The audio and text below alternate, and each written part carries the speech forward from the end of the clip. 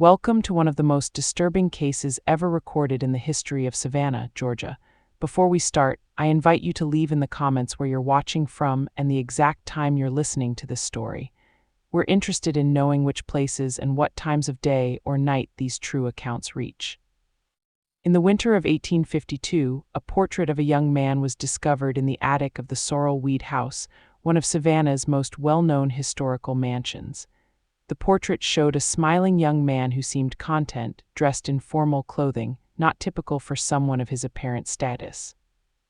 What caught the attention of the local historical society wasn't the quality of the painting, which was exceptional, but rather the small inscription at the bottom right corner, "Elijah Brown, property of the Winston estate." This single line would eventually unravel a case that the citizens of Savannah would spend over a century trying to forget. The portrait itself was unremarkable at first glance. Oil on canvas, approximately 20 inches by 16 inches, showing a young black man with an unusually calm smile. His eyes, however, seemed to follow viewers around the room, a common trick used by skilled portrait artists of that time period. What made this particular painting strange was that slaves were rarely shown in formal portraits during the pre-Civil War period, especially not with the dignity given to this subject. According to records from the Savannah Historical Society, the painting was initially catalogued simply as "Portrait of Unknown Young Man" and placed in storage along with dozens of other recovered artifacts from the city's pre-Civil War era. It wasn't until 1873, over 20 years after its discovery, that anyone took particular interest in the painting.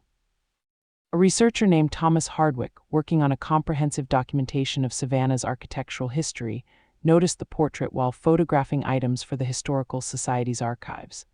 According to his journal entries discovered in 1965 during a renovation of the Georgia Historical Society building, Hardwick wrote, "The young man's eyes possess a peculiar quality. Not quite sadness, not quite acceptance, something else entirely, as though he knows something the viewer does not." Hardwick's curiosity led him to the Winston estate, which by that time had changed hands multiple times and was owned by the Carmichael family. The estate, located approximately 7 miles outside Savannah's historic district, was by then falling into disrepair. The original Winston family had lost most of their fortune during the Civil War, and the owners who came after had lacked the funds to maintain the once impressive property. According to county records from 1873, Hardwick was granted permission to search the estate's remaining documents, most of which were stored in a small outbuilding that had once served as an overseer's residence. Among tax records, ledgers, and various business correspondence, Hardwick discovered a small leather-bound book approximately 5 inches by 7 inches with no title on its cover. Inside were detailed records of the Winston plantation slaves, listing names, ages, parentage when known, and most disturbingly, market values. On page 37 of this ledger, Hardwick found the entry for Elijah Brown, male, age 23, born on property to Martha, deceased, educated as experiment, exceptional aptitude for numbers and letters, potential value as clerk or house servant, $800. The notation "educated as experiment" caught Hardwick's attention. Such education was unusual and often illegal in many southern states before the Civil War. Another entry dated October 12, 1851 noted, "EB continues to surpass expectations, has begun maintaining secondary ledgers with minimal supervision, demonstrates remarkable recall of business transactions, experiment appears successful."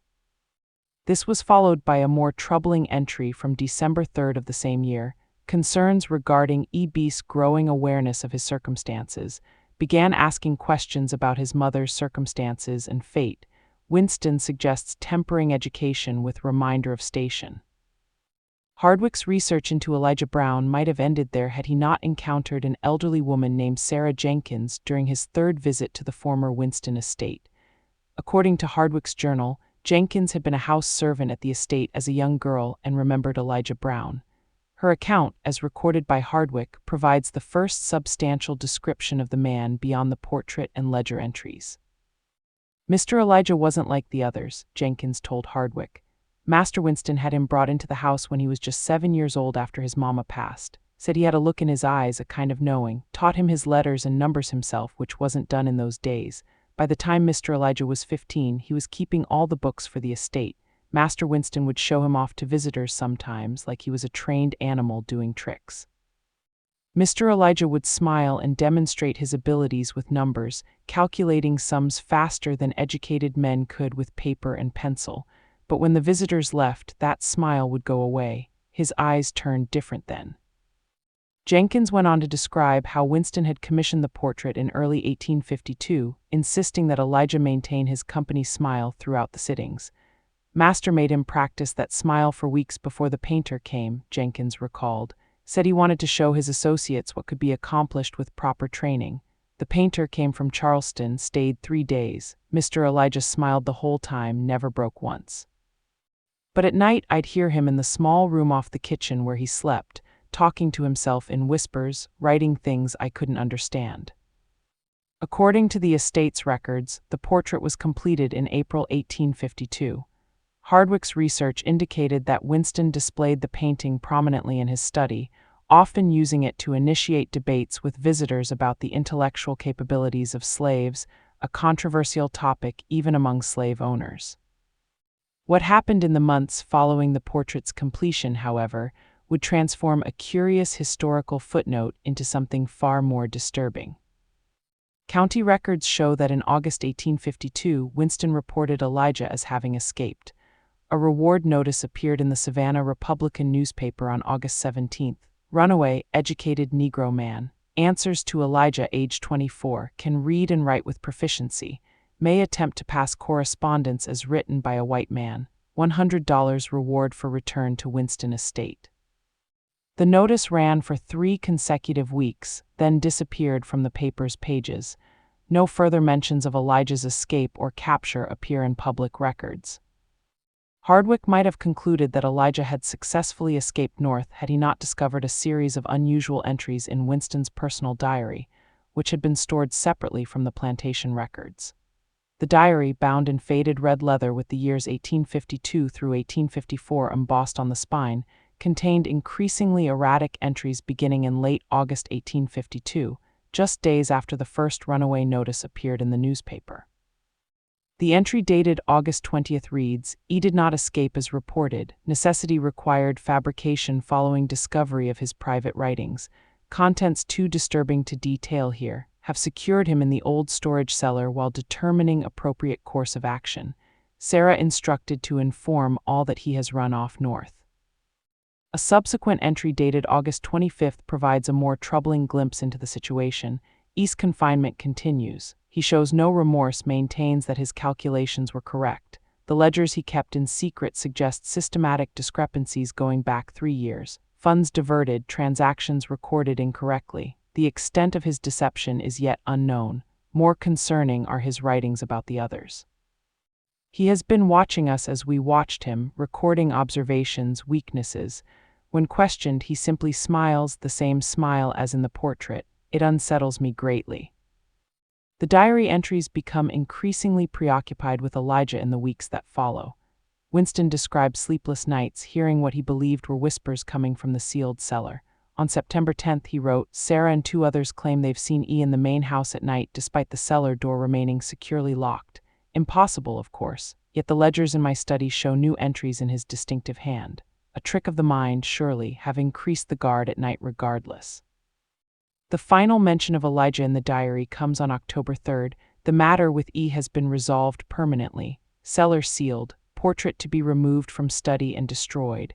Sarah dismissed for spreading rumors among the others. Must focus now on reviewing all accounts and business dealings of the past 3 years to assess the damage done. Hardwick's research indicates that Winston's financial situation deteriorated rapidly in the months following this entry.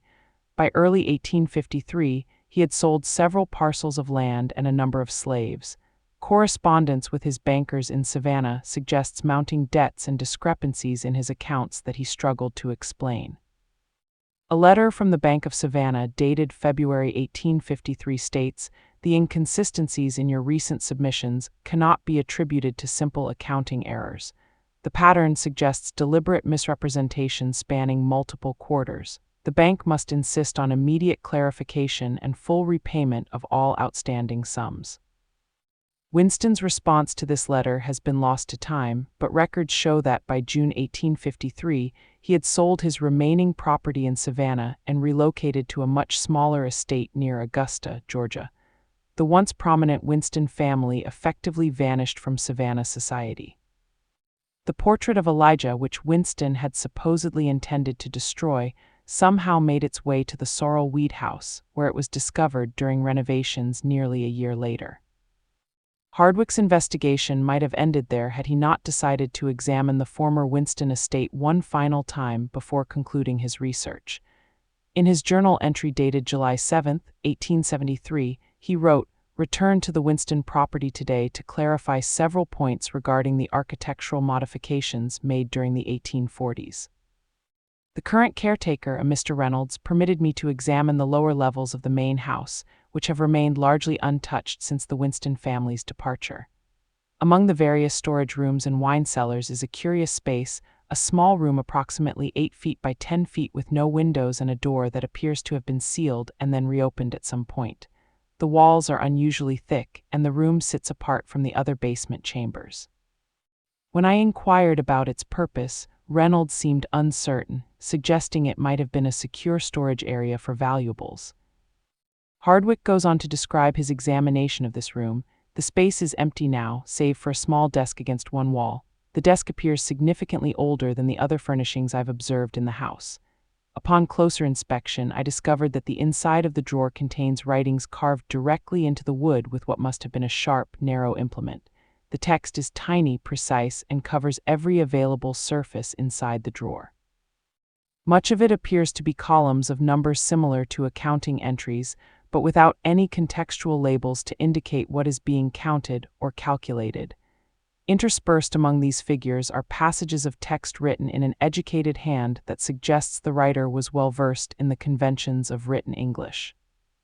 According to Hardwick's journal, he copied several of these passages into his notebook. The largest legible section read, "They believe the portrait captures merely my face. The artist was skilled but unobservant. He did not notice how I studied him in return, learning his technique. He did not understand that with each brushstroke he was creating not just an image, but a window. Winston sees only what he wishes to see, a carefully crafted specimen that validates his worldview. He does not see how the ledgers speak to me, how numbers reveal truths that words conceal. 3 years of patience, 3 years of watching and recording, 3 years of smiling. The calculations are complete now. The adjustments have been made. Even if they discover my methods, the damage is irreversible, and I will continue to smile from the frame, watching as understanding dawns." Hardwick's final journal entry regarding Elijah Brown expresses his growing unease with the case.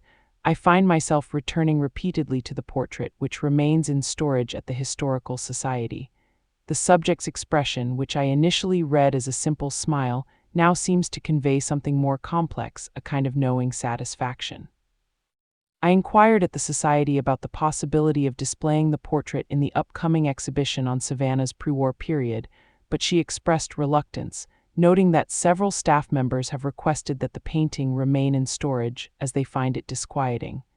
Perhaps it is merely suggestion working upon my mind after uncovering the strange circumstances surrounding its creation. But I cannot shake the feeling that the young man in the portrait is indeed watching, not from the past, but somehow from a continuous present, still observing and recording our reactions to his image."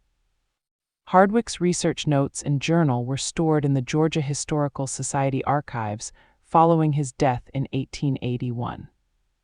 The portrait itself remained in storage until 1927, when it was briefly displayed as part of an exhibition on African American history in Georgia. According to exhibition records, the painting was removed after just 3 days due to complaints from both staff and visitors who reported feeling watched or followed by the subject's gaze. The curator's notes indicate that one elderly visitor, whose name is not recorded, became visibly distressed upon seeing the portrait, claiming, "That's him.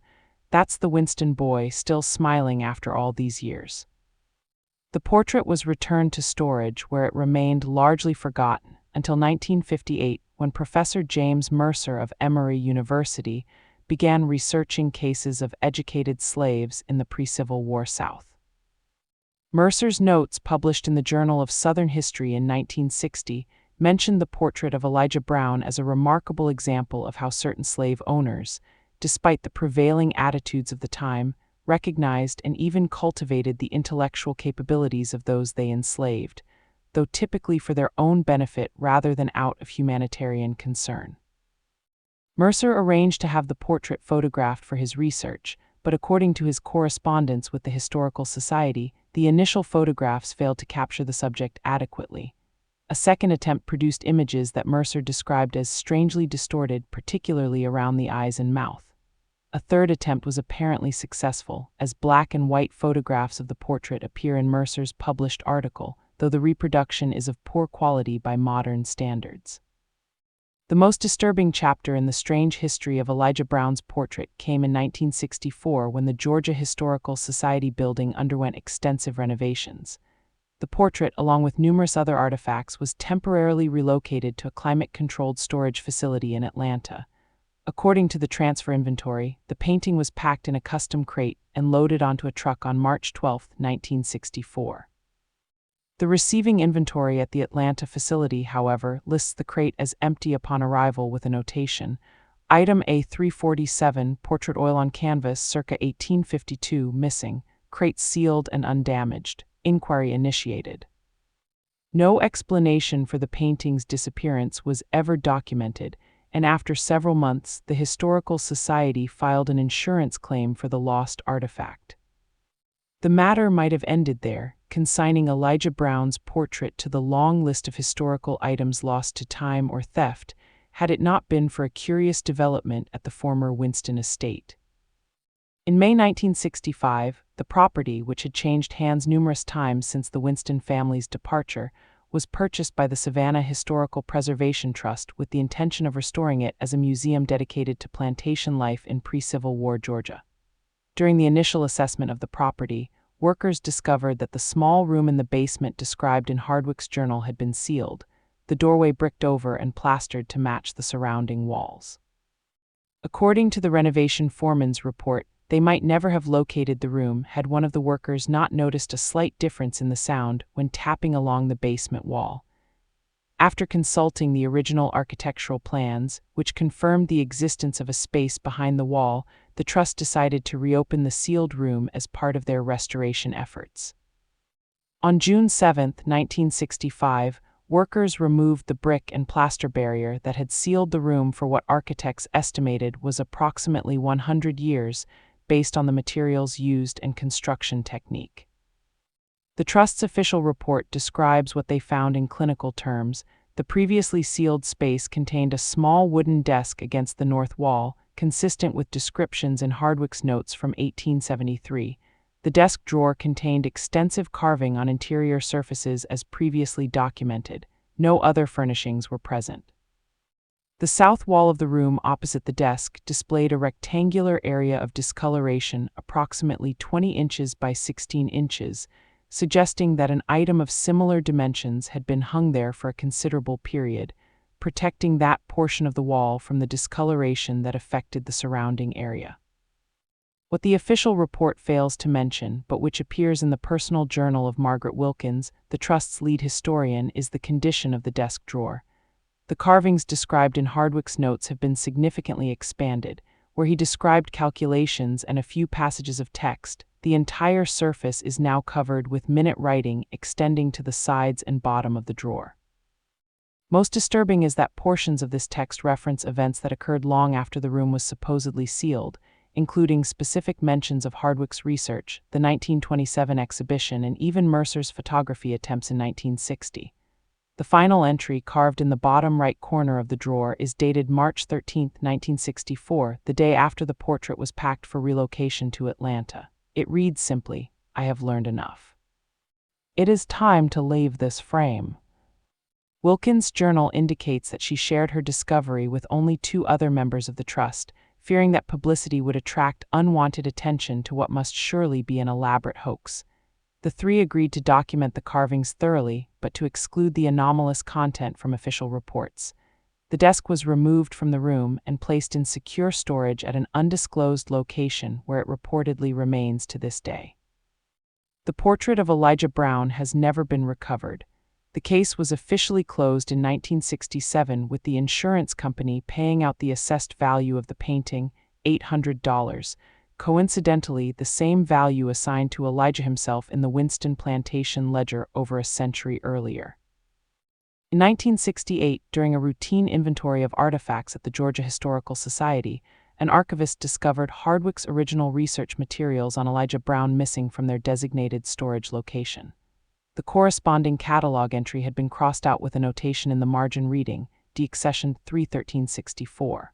No record of any official deaccession exists, and no staff member employed at that time recalled removing the materials or making the notation. The date, March 13, 1964, matches the day the portrait arrived empty in Atlanta. The Winston Estate Museum project was ultimately abandoned in late 1968.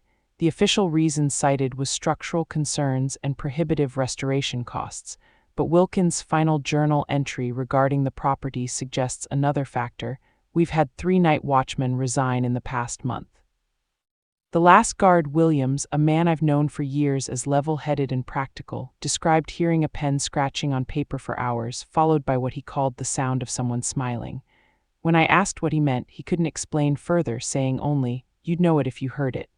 The board's decision to abandon the project comes as a relief to those of us familiar with the full circumstances. The Winston estate remained vacant for several decades, gradually deteriorating until it was demolished in 1987 to make way for a residential subdivision. All workers reported similar experiences, the sound of writing coming from the basement, specifically from the room they had unsealed, despite it being empty. During excavation for the development's infrastructure, workers uncovered a small metal box in the area where the main house's basement had been.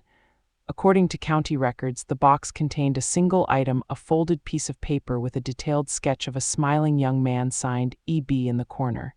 The developer, considering it of no significance, discarded the item, and construction proceeded as planned.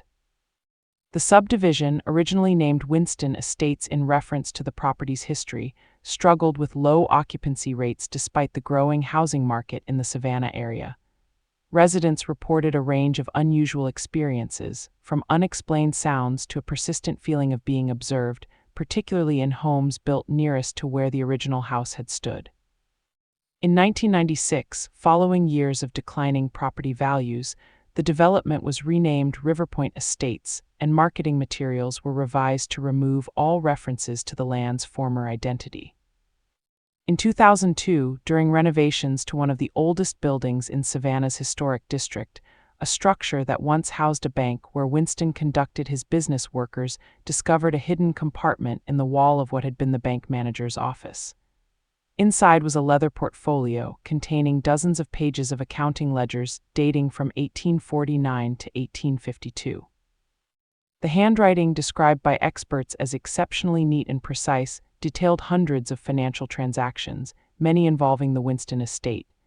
Analysis by forensic accountants revealed a complex system of minute adjustments to various accounts, small enough to escape notice individually, but collectively diverting significant sums from the Winston holdings to a series of anonymous accounts. The final entry, dated August 19, 1852, the day before Winston recorded confining Elijah to the cellar, included a notation: "Calculations complete, balance adjusted, freedom purchased." The ledgers were donated to the Georgia Historical Society, where they remain available to researchers. Curiously, visitors examining these documents often report an unusual sensation, the feeling of someone reading over their shoulder, observing their reactions to the meticulously recorded figures that over a century and a half ago systematically dismantled a man's fortune from within his own household.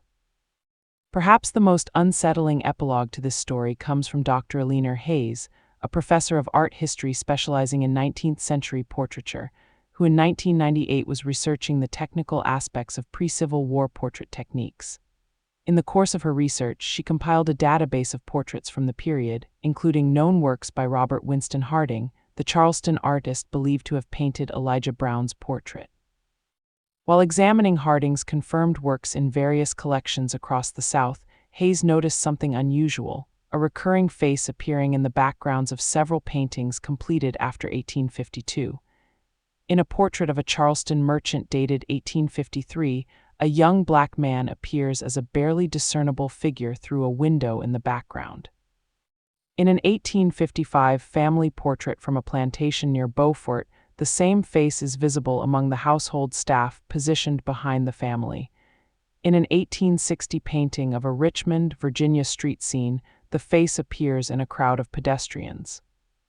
According to Hayes's analysis published in the American Art Journal in 2000, the recurring figure matches the description of Elijah Brown, always positioned as an observer within the scene, always wearing the same distinctive smile described in historical accounts of his portrait.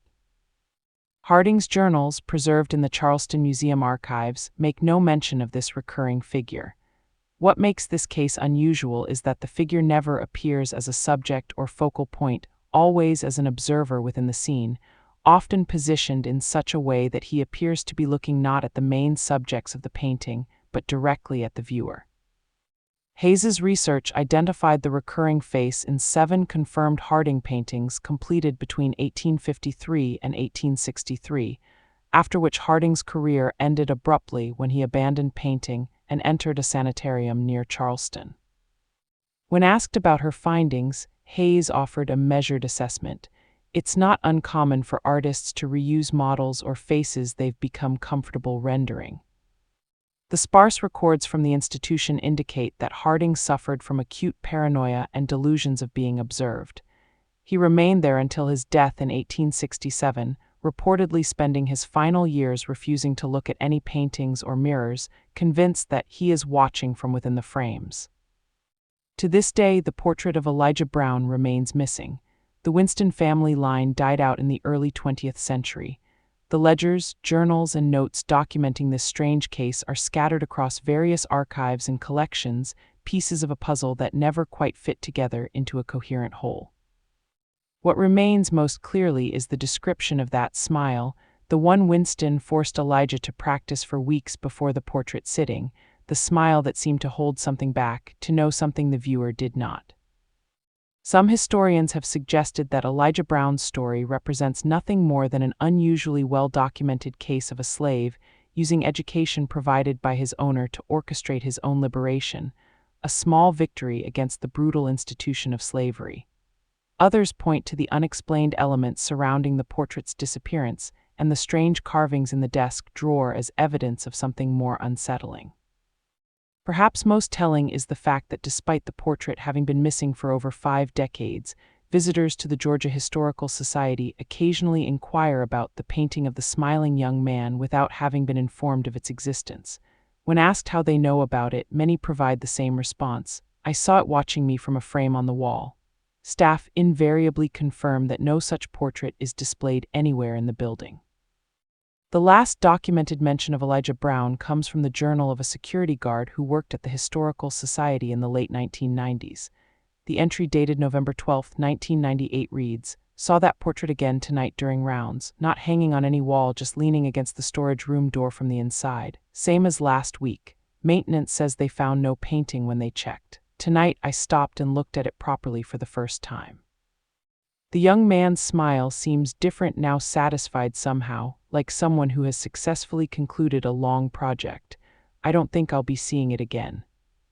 He was right, no further sightings of the portrait have been reported at the Historical Society.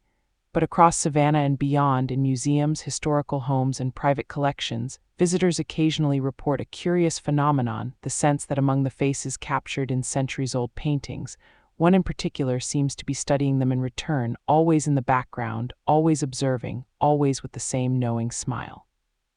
As though having learned to escape first his bondage and then his frame, Elijah Brown continues his patient observation of the world that once sought to contain him, still recording, still calculating, still smiling that practiced smile. In 2003, a graduate student named Michael Collins was researching pre-Civil War accounting practices for his doctoral dissertation when he discovered an unusual pattern in the financial records of several prominent Savannah families who had business dealings with the Winston estate. Collins noticed that each family experienced unexplained financial discrepancies beginning around 1849 and continuing until approximately 1853, the same period during which Elijah Brown was maintaining the Winston ledgers. The pattern is remarkably consistent, Collins wrote in his thesis, later published in the Journal of Economic History. Small adjustments to various accounts, typically no more than 1 or 2% of any given transaction, but implemented systematically across hundreds of entries. The cumulative effect was substantial capital displacement that wouldn't be noticeable without modern computational analysis. What's most interesting is that the funds didn't simply disappear. They appear to have been redirected through a complex series of transactions that ultimately consolidated the diverted sums in several accounts at the Freedmen's Savings Bank, established after the Civil War.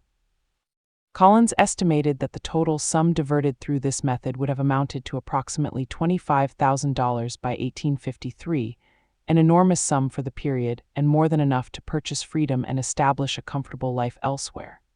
But his research revealed no evidence that Elijah Brown was ever recorded as having purchased his freedom, nor did any individual matching his description appear in Freedman's Bank records as accessing the accumulated funds.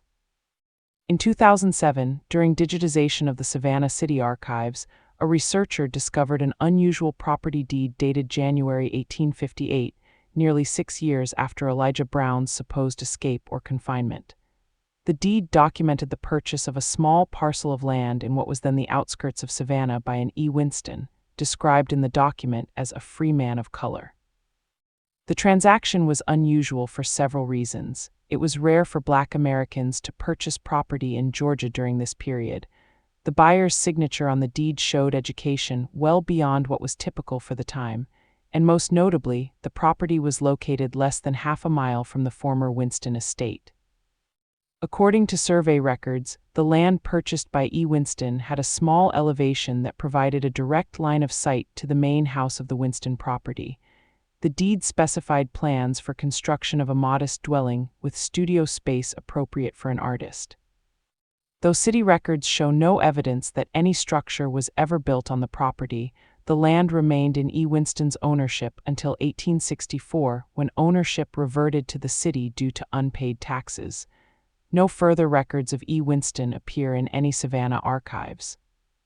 Dr. Camille Roberts, an art historian specializing in hidden narratives in Southern portraiture, published a paper in 2012 suggesting that Elijah Brown may have been more than just an educated bookkeeper. Her analysis of Hardwick's notes and the fragmentary descriptions of the portrait indicate techniques that weren't commonly employed by white artists of the period. The description of the subject's gaze following viewers around the room suggests the artist used a specific technique for rendering eyes that creates this illusion, Roberts wrote. This technique was well known in European artistic traditions, but was not widely employed by American portrait artists of the period, with the notable exception of several Black artists who had trained in Europe. The possibility that Elijah Brown may have received some form of artistic training, or perhaps even collaborated with the artist who painted his portrait, offers an intriguing new dimension to this case. Roberts's theory gained unexpected support in 2015 when a letter dated 1850 from plantation owner Richard Hartwell to Francis Winston was discovered during restoration of a historic home in Charleston. In the letter, Hartwell inquires, "Has your experiment with the young man's artistic education yielded the results you anticipated? Our mutual friend Harding speaks highly of his natural ability, particularly his grasp of perspective and the human form. I remain skeptical that such talents can be developed to a professional standard in one of his race, but would be most interested to view the results when next I visit Savannah." No response from Winston to this inquiry has been found, and no other documents directly confirm that Elijah received artistic training. However, the letter suggests that Winston's experiment in educating Elijah may have extended beyond literacy and accounting to include artistic instruction, possibly from the very same Robert Winston Harding who would later paint Elijah's portrait. The strange case took another turn in 2018 when the Telfair Museums in Savannah received an anonymous donation of a small leather-bound sketchbook. The accompanying note stated only, "Found among my grandfather's effects, believed to be connected to the EB case." Museum staff initially cataloged it as a 19th-century artist's sketchbook of unknown provenance, but closer examination revealed a small EB pressed into the leather on the back cover. The sketchbook contained dozens of detailed pencil drawings, primarily studies of faces in various expressions. Art experts confirmed that the sketches dated approximately to the mid-19th century based on the paper and materials used. Most striking were several self-portrait studies of a young black man with a composed, almost enigmatic smile, a face that matched descriptions of Elijah Brown from historical accounts. More disturbing were the later pages, which contained meticulously detailed sketches of the Winston family, servants, and various visitors to the estate, each captured in unguarded moments, sleeping, arguing, or engaged in private activities. The sketches had the quality of surveillance, each annotated with dates, times, and occasional brief notes about the subject's habits or weaknesses. The final pages of the sketchbook contained technical studies of portrait painting techniques, focusing particularly on the rendering of eyes. One page bore a single cryptic notation: "The frame is both prison and window. The observer can become the observed. The portrait can become a portal." Dr. Roberts, who was invited to examine the sketchbook, noted similarities between the techniques studied in these drawings and those employed in the portraits where Hayes had identified Elijah's face appearing in the background. If Elijah Brown received artistic training from Harding, and if he was indeed the creator of these sketches, it suggests a level of artistic ability that could potentially explain some of the more inexplicable aspects of this case, Roberts wrote in her analysis. The study of portraiture is, in essence, the study of how to capture a person's essence within a frame.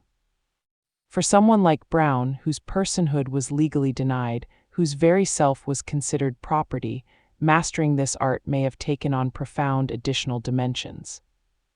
In 2021, during inventory at the Charleston Museum archives, staff discovered an unlabeled daguerreotype that had been misplaced among unrelated materials. The image, dating to approximately 1853 based on the photographic technique used, showed the interior of what appeared to be an artist's studio. Seated at an easel, his back to the camera, was a man whose identity could not be determined from the image. On the easel was a portrait in progress, a plantation scene with a family gathered on a porch. And barely visible in the background of the painting within the photograph, watching from the edge of a nearby field, was a figure whose face, though small in the image, bore a striking similarity to the descriptions of Elijah Brown. What makes this daguerreotype particularly unusual is that it appears to document one of the very paintings Hayes had identified in her research as containing Elijah's likeness in the background, a painting dated 1853 that now hangs in a private collection in Charleston. The photograph seems to capture the portrait while still in progress, suggesting that whoever took the image had access to Harding's studio during the creation of the work. The reverse of the daguerreotype bears a handwritten inscription so faded as to be nearly illegible. Digital enhancement revealed what appears to be the words, "He watches as I work, not I him, but he me." He watches as I work, not I him, but he me. In the years since this discovery, researchers have revisited the 7 Harding paintings identified by Hayes as containing Elijah's likeness in the background. Advanced imaging techniques have revealed something previously unnoticed. In each painting, the eyes of the Elijah figure appear to be looking not just at the viewer, but specifically at the main subject of the portrait. More disturbing still, infrared analysis shows that in several of the paintings, the main subjects originally had different facial expressions which were later modified. In each case, the changes made the subjects appear more vulnerable, more revealing of character flaws or weaknesses. Dr. Roberts has proposed a theory that has gained both supporters and detractors in academic circles. She suggests that Elijah Brown may have found a form of freedom neither through escape nor through purchasing his liberty, but through a more unusual route by somehow inserting himself into Harding's works. The recurring presence of his likeness in these works, always positioned as an observer of the main subjects, could represent a form of artistic signature, or perhaps something more profound, a deliberate subversion of the very medium that had been used to objectify him in his own portrait. This theory might explain Harding's eventual psychological collapse and his specific delusion of being watched from within frames. It might also explain the strange carvings in the desk drawer discovered at the Winston estate with their references to events that occurred long after the room had supposedly been sealed.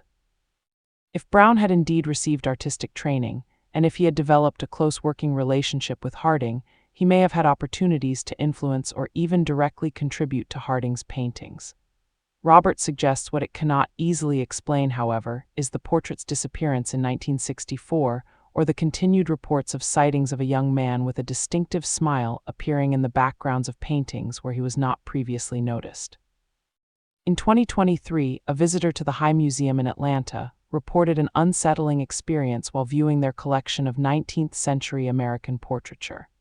The visitor, an art history professor from Emory University, claimed that in a painting dated 1860, a formal portrait of a Georgia judge, she noticed a figure in the background that had not been present when she had previously studied the same painting for a research project. According to her account, partially visible through a window behind the judge's desk was the face of a young black man with an unmistakable smile, his eyes fixed not on the judge but directly at the viewer. Museum staff responding to her report found no such figure in the painting. Photographs taken of the work over the years showed no changes or additions to the background. When the professor returned the following day to confirm what she had seen, the figure was no longer visible. "I've spent my career studying these works," she later told colleagues. "I know what I saw and I know it wasn't there before." Similar reports have emerged from other collections housing portraits from the antebellum period. In each case, the descriptions of the unexpected figure are remarkably consistent. A young black man with an educated bearing and a particular smile that seems to convey both satisfaction and secret knowledge. And in each case, subsequent examination of the paintings shows no evidence of the figure described. Perhaps most disturbing are the accounts from conservators and museum staff who work with these collections. Several have reported finding small, nearly microscopic notations added to the backs of canvases or hidden within frames. Tiny, precise handwriting that matches samples of Elijah's writing preserved in historical records. These notations typically consist of nothing more than a date and the initials EB, but the dates range from the 1850s to as recent as the present decade. The most recent development in this strange case occurred earlier this year when the Georgia Historical Society received an anonymous package containing what appeared to be original accounting ledgers from the Winston estate dating from 1849 to 1852. Initial authentication suggests the documents are genuine, though they were not previously known to exist in any archive or collection. The ledgers contain the expected records of plantation business, but interspersed throughout are small, meticulous notes in a different hand from the main entries. Observations about the Winston family, their visitors, their weaknesses and secrets. The final pages contain something even more unusual. Detailed instructions for creating pigments and preparing canvases, followed by what appears to be a formula for a specific type of varnish. The last entry, dated August 18, 1852, 2 days before Winston recorded confining Elijah to the cellar, reads simply, "The portrait will be complete tomorrow, and then so will I." Accompanying the ledgers was a single sheet of modern paper with a typed message. "He is still watching, still recording, still calculating." The portrait was never the prison he escaped from. It was the door through which he left. Researchers continue to study the various documents, artifacts, and accounts related to Elijah Brown and his mysterious portrait. Some dismiss the entire case as nothing more than a series of coincidences, misinterpretations and elaborations on what was likely a simple story of an educated slave who either escaped or met a more tragic fate at his owner's hands. They point to the lack of any single definitive piece of evidence that would confirm the more unusual theories surrounding the case. Others see in Elijah's story something more profound, a narrative about observation and being observed, about how those deemed objects by society might find ways to become subjects on their own terms. In this view, Elijah's possible artistic abilities and his documented skill with numbers provided him tools to reshape the reality that sought to contain him. What remains undisputed is that somewhere in Savannah in 1852, a young man born into slavery sat for a portrait, wearing a smile that those who saw it described as knowing, as concealing something. The portrait itself has vanished, but the story of Elijah Brown continues to resurface, to be retold and re-examined, as though the subject himself is ensuring that his narrative remains unfinished. Visitors to Savannah's historic district occasionally report an unusual experience when passing the former site of the Georgia Historical Society's original building, where the portrait was stored for many years. They describe a momentary sense of being studied as though someone is taking their measure, recording their reactions, adding their observations to some ongoing calculation. The feeling passes quickly, just long enough for them to glance around and catch from the corner of their eye what might be a young man with an unforgettable smile watching from a window or doorway that upon closer inspection contains no one at all. Meanwhile, in museums and galleries across the country, curators have begun to notice a curious pattern. Paintings from the antebellum period, particularly portraits from the Savannah area, occasionally seem to contain subtle changes when examined after periods in storage. A shadow that wasn't previously noted, a background detail that seems to have shifted, a face partially visible where only a blank wall was before. These changes are always minor enough to be dismissed as errors in memory or record-keeping, yet consistent enough to create unease among those who work closely with the collections.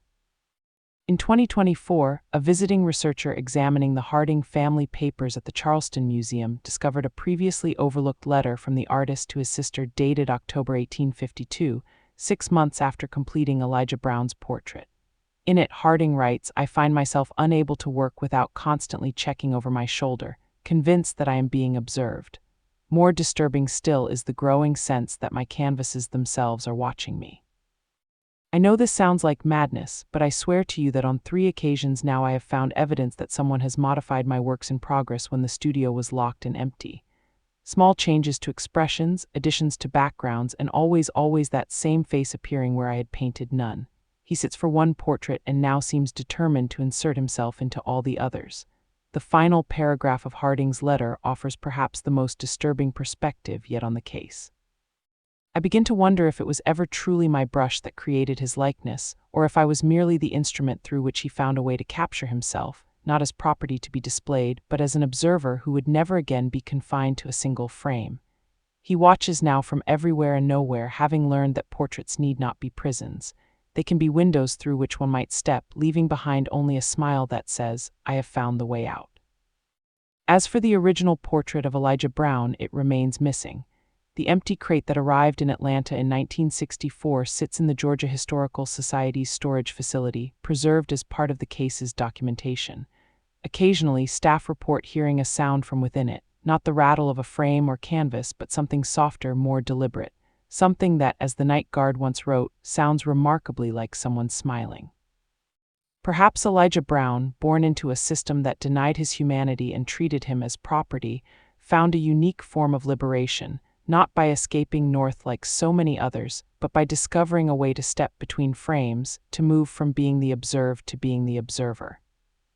Perhaps in learning to maintain that practiced smile for the portrait Winston commissioned, he discovered something about the nature of representation itself, about how an image might become more than just a record, might become a doorway, or perhaps, as some suggest, the story of Elijah Brown and his vanished portrait is nothing more than a peculiar historical footnote embellished over time into something more mysterious than the reality warrants. Perhaps the portrait sits forgotten in some private collection, unremarkable except to those who know its history. Perhaps Elijah himself simply escaped or died, his fate no different from countless others born into bondage in that dark chapter of American history. Whatever the truth, the story of the portrait of the smiling boy born a slave continues to resurface, to be rediscovered by each new generation of researchers. And in galleries and museums across the country, visitors occasionally report a curious sensation while viewing antebellum portraits. The feeling that among all the faces captured in frames, one in particular is not simply preserved in paint, but actively watching, recording, calculating, still smiling that same knowing smile that Winston made him practice. But now on his own terms, no longer the subject, but the observer, no longer contained, but free to move from frame to frame, from past to present, ensuring that his story, like his gaze, never remains fixed in a single perspective.